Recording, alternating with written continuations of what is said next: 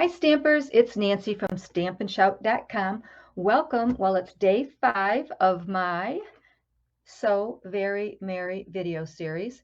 So all this week we've made cards, and so far I've used the bird, the Santa, the angel, the bells, and today I'm going to use the gingerbread house. Plus today is a fun fold. So I'm just going to talk a little bit about the cards that we just did all this week and the different techniques, and then we'll talk about today's card. So let's see. First card was the bird card, and we stamped in Memento and colored in with the Stampin' blends. The next card, the Santa card, we stamped the Santa in the black embossing powder, gave it kind of a shine, and then we colored it in with the stamping blends. And the angel card, this is embossed in gold, and we colored it in with the sponge daubers, and then I also showed you how to color vellum. So that was Wednesday's video.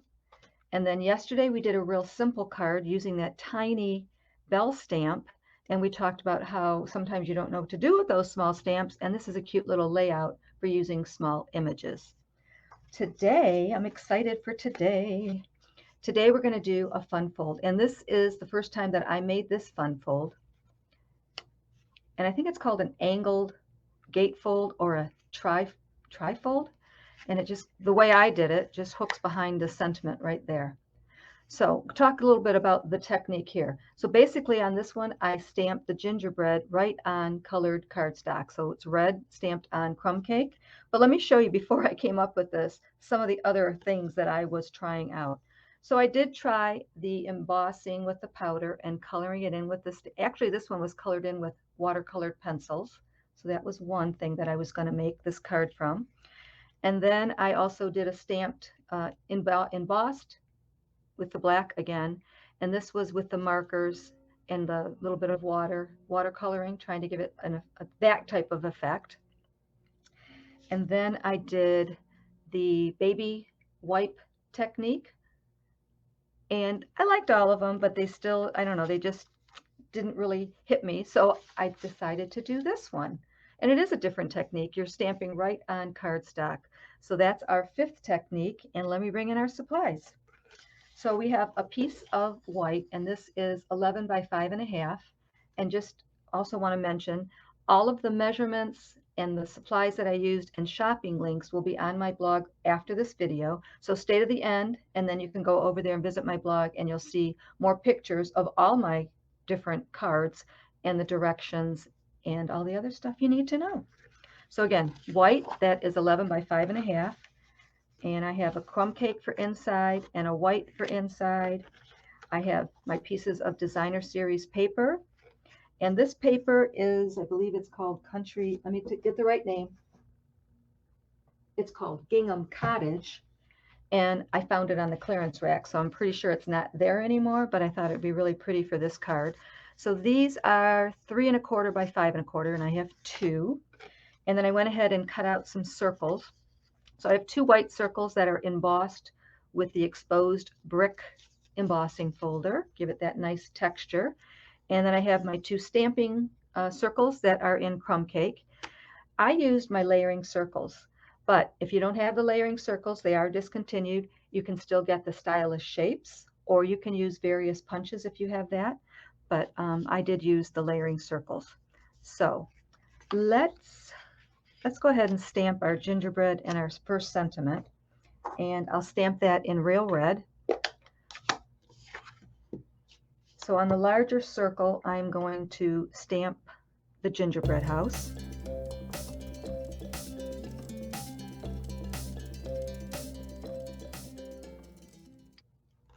Now, if you were doing this at home, you would probably just take a scrap and stamp it and then lay your circle die over that and cut it out. That way you don't have to worry about making sure you put it right in the center.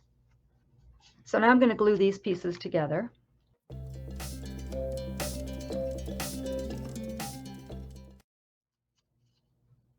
So we'll put these off to the side. So let's get to the fun fold part. So let me bring in my scoreboard, and I am going to score this at 3 3/8. and 7 5/8. Okay, now we're going to do our cutting. And it's really quite simple. And the way that I remember how to do it, I'm going to score this so you can see the score line a little bit better, is the way I like to think of it is we're going to cut from the top left corner down to our cut mark area. And the mark area on this is just 1 1/2. So here's my score line, and I'm going to line that up with my cutter. I'm going to angle the paper so the bottom, so this point right here is at 1 1/2.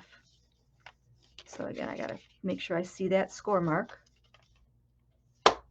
And then this one right here is 1 1/2. So if you don't have a cutting machine that is at 1 1/2 already, you just have to mark it with a little piece of tape. So that is 1 1/2 right there. So making sure I have my score line right there for the cutting. And this point is at 1 1/2. And then I cut.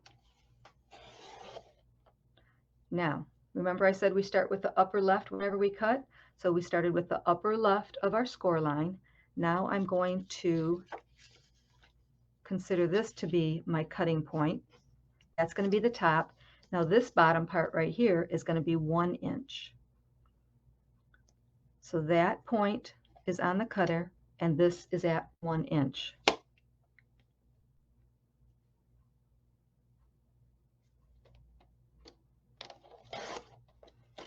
And now we're going to do the same thing on the other side. So I'm just going to fold it so I can see the score line a little bit better. And again, I'm going to flip it over. So I'm going to start with the score line and go down to the 1 1/2 inch mark. So there's my up. So for this section, basically, like I said, upper left is where we're starting. So I originally had it like this. I couldn't do the upper left. That would not have been right. I had to flip it over so I had my score line on the upper left. So that's the upper left. And the bottom is going to be at 1 1/2. So I'm lining that up with my cutter, and this is at 1 1/2. And I'm going to cut it. Now I'm going to take this point right here and move that on the cut line. And this down here is going to be at 1 inch.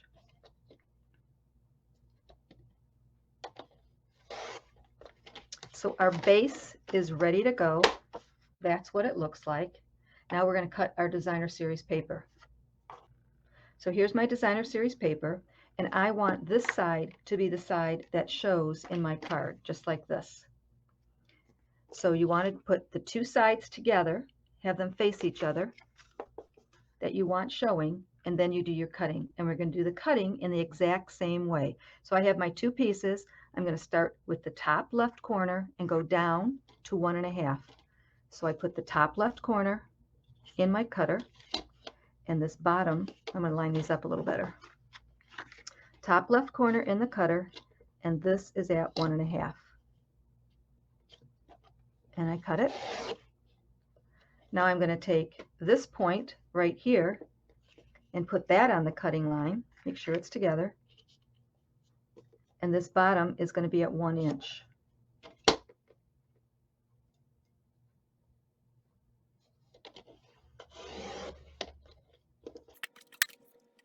So here are our two pieces. These are the sides that I want to show. So when I bring this in, it's going to fit just like that. So I'm going to score this a little bit better with my bone folder. Make sure I have a nice crease. And now I'm going to glue my designer series paper to the base.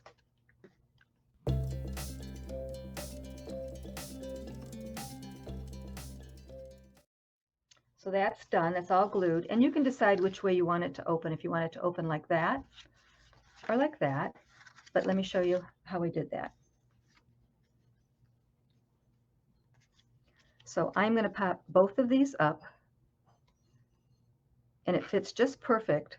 And this one down here is going to hold my card closed. So I'm just going to pop that up on dimensionals. So When you put the dimensionals on this one, you don't want to put a dimensional really close to the left side of it because you want to make sure that your card fits underneath it. So I have 2 dimensionals on there. Now I'm going to pop this up on dimensionals. So to finish the front, I have a few festive pearls. These are great colors. I'm going to add these. So I added the little festive pearls, which adds a little shine to it, makes it look pretty. Now we're going to do the inside. So this white piece is going to fit on here like that, and I'm going to stamp Very Merry. And it's going to fit right up there at the top, so you have to be kind of careful how you do it. And if you've been watching my videos this week, I did talk a little bit about the photopolymer stamps and how you can move them to be in the position you want.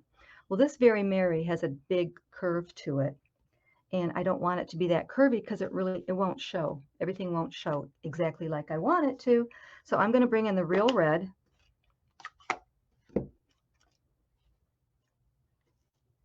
And I'm going to take the Very Merry, and I'm going to straighten it out a little bit. You have to be careful and you have to be quick because it's going to want to pop back to its natural shape. That's why I have the ink ready to go. And I am just straightening it out, giving a good push. And then when I am ready, I am going to stamp right at the top of this white cardstock.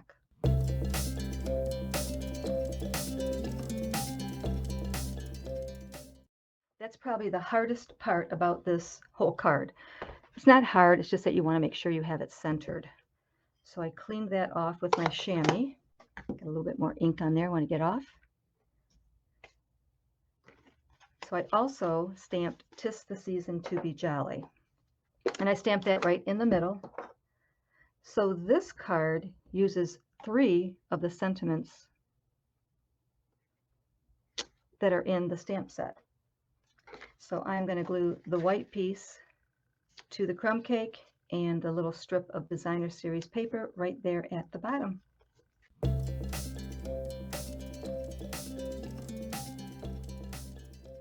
So there's our finished card. It opens like that, and then this just slips right behind. That slips right behind the little sentiment there. It's got a little bit of glimmer with the pearls. So I hope you enjoyed today's video, and I hope you picked up a few tips, and I hope I inspired you. This is a really cute little stamp set. And again, I have all the information on my blog, the sizes, the shopping links, everything you need to know. All comments will be entered to win today's card. If you like today's video, please click like down below, and feel free to share my video and help me grow my YouTube channel. I'd really appreciate that. And I will see you next time at noon. Don't be shy. Stamp and shout.